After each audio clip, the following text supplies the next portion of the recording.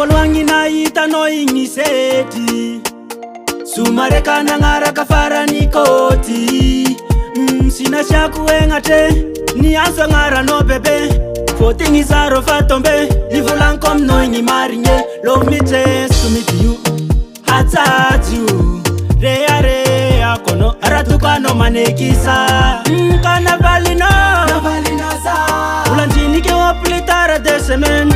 jusqu'à ça se mettre promesse na miano zaogny ravagny zambola nankatianao niangotre fotoagna nakaziabe fa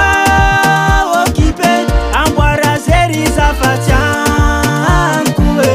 anao zao fa tiagnaty comptiny foko efa tiagnaty comptiny foko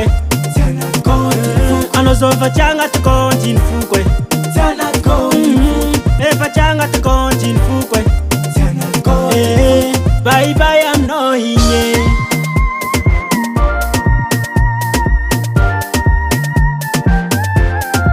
tegna fantako ilaina be ny mandriniky melohany anapaka décision basy wisy ny refa nignegnagna amiferahanao aminaye na de zegny zaro tsy hiatso iandranao aketsa alazo aye mama lagny fotoagna zambany andry anao igny tsy netina maly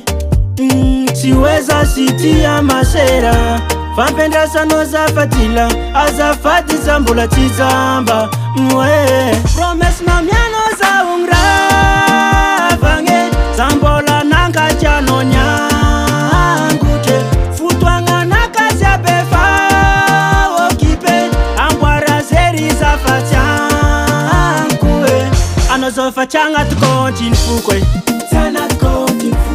efa tiagnaty comptiny foko anao zao fa tiagnaty comptiny foko efa tiagnaty comptiny foko bye bye aminao igny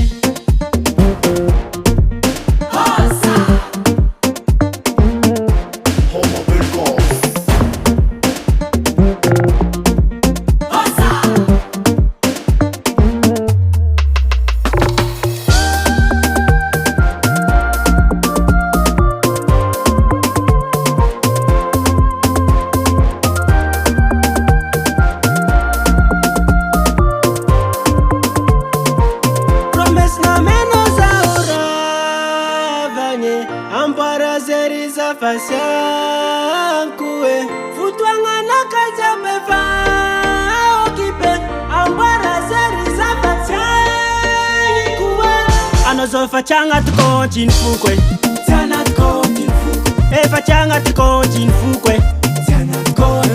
anao zao fa tiagnaty comptiny foko